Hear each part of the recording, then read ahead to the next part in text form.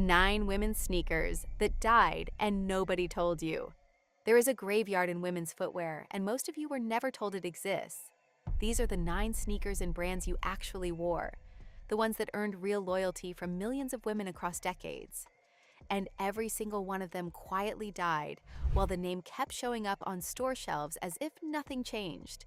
The logo survived, the packaging survived. The reason they were worth buying did not, and nobody sent an announcement. If that is already landing differently than you expected, subscribe now. There are 9 brands on this list, and every one of them gets worse. Number 9 is Keds, and we start here because Keds is not just the story of a brand dying. It is the story of the brand that invented the category dying. The Champion silhouette launched in 1916.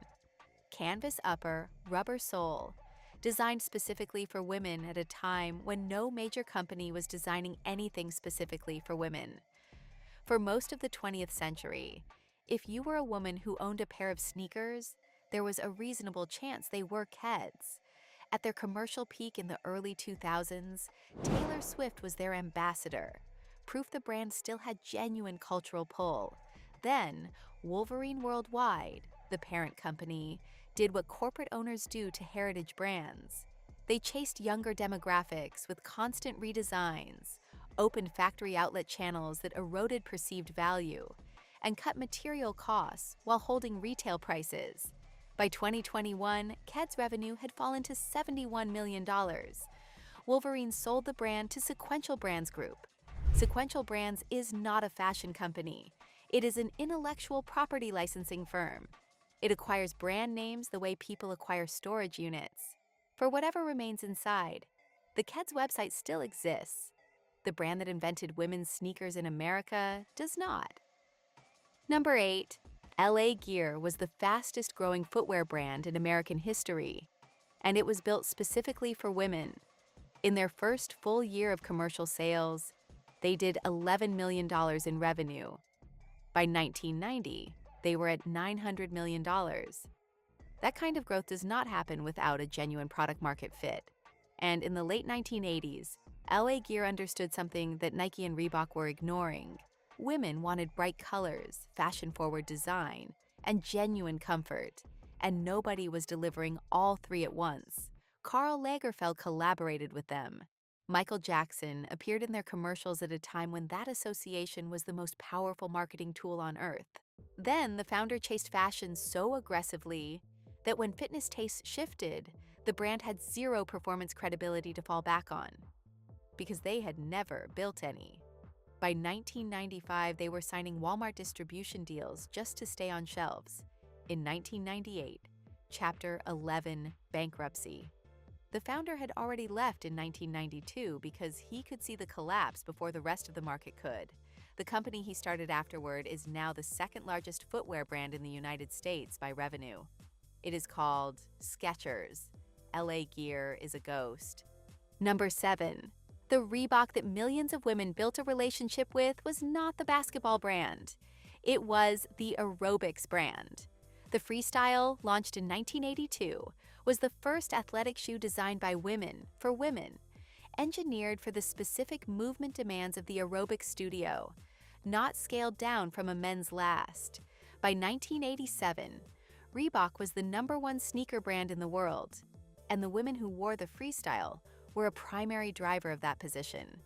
The brand was everywhere, in every gym, on every instructor, in every home workout video of that decade. Then Adidas acquired the company in 2006 for $3.8 billion and ran straight into a problem they never solved.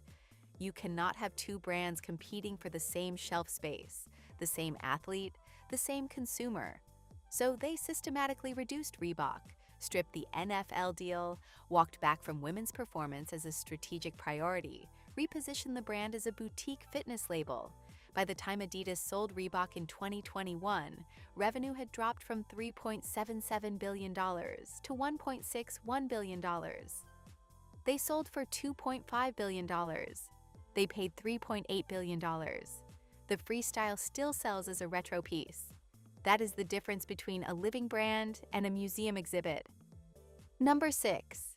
Easy Spirit built one of the most effective marketing moments in the history of women's footwear. The 1988 commercial showed women playing full-court basketball, running, pivoting, jumping, while wearing heels.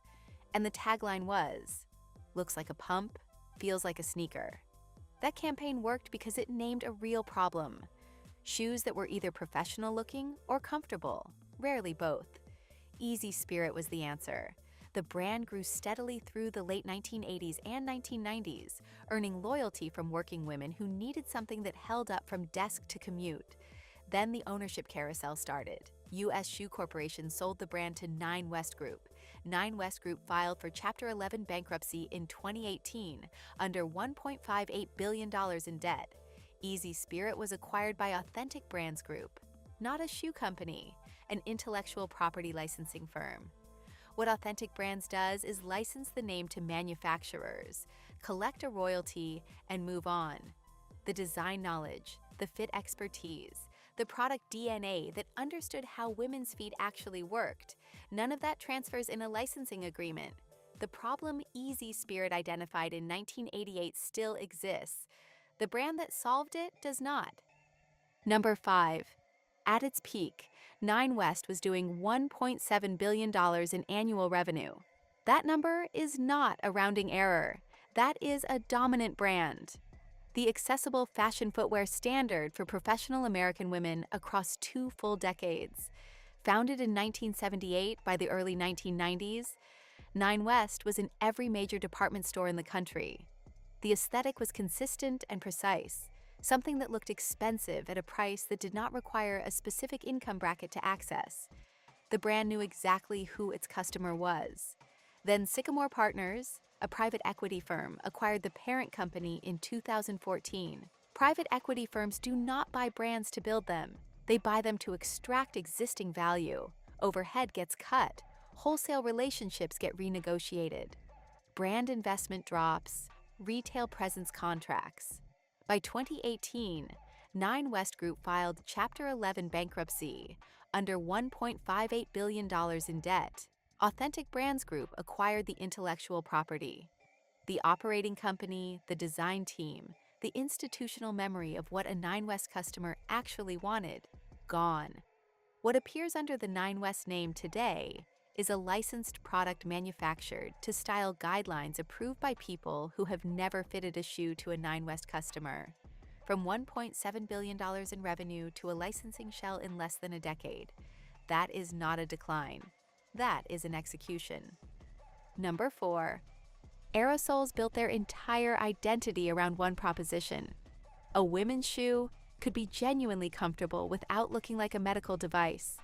Founded in 1987 in New Jersey, the brand grew through the 1990s and 2000s by taking that idea seriously at every price point.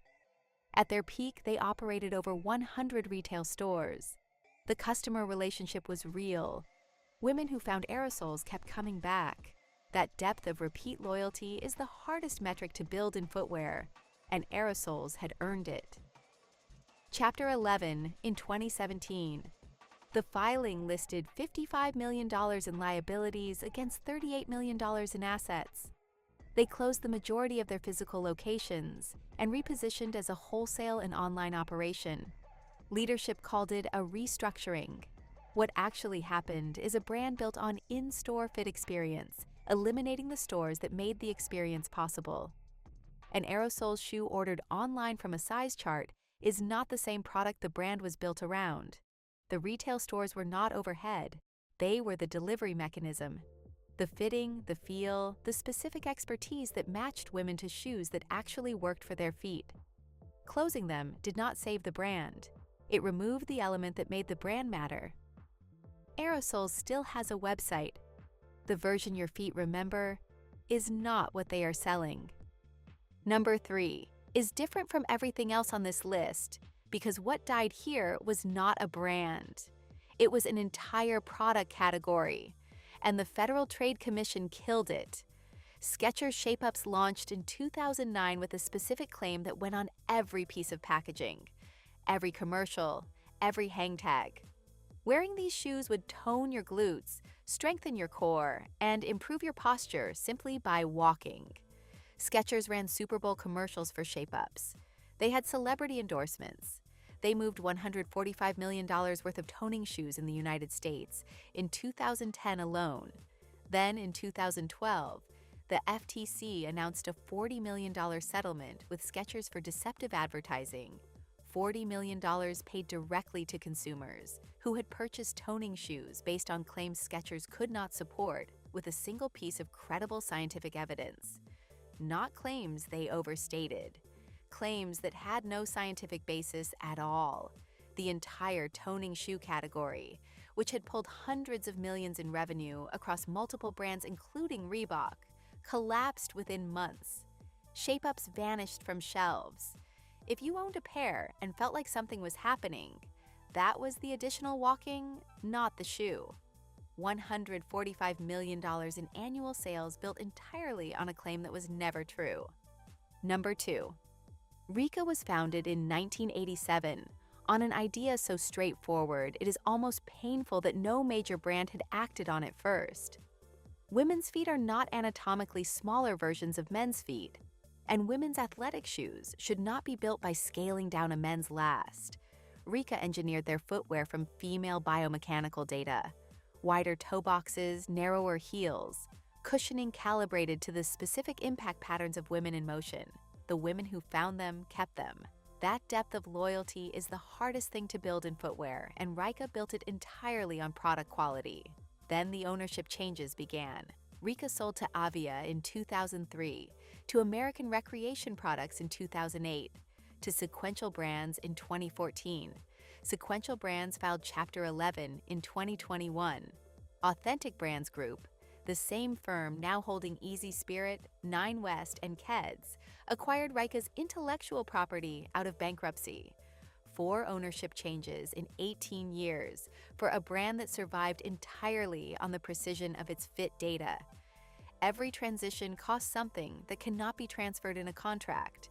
Supplier relationships, biomechanical research, the institutional knowledge that justified every design decision. By the time ABG acquired the name, Rika was a label, not a brand. Women who need footwear built from female biomechanical principles in 2025 have no equivalent on the market. The brand that solved that correctly is gone. The problem remains. Number 1. And this is the most important entry on this list because it is the most complete disappearance while still appearing entirely intact. Converse. Before you move on, yes, Converse is a $2 billion brand for Nike. The Chuck Taylor silhouette is one of the most recognized shapes in the history of footwear. That is not the point.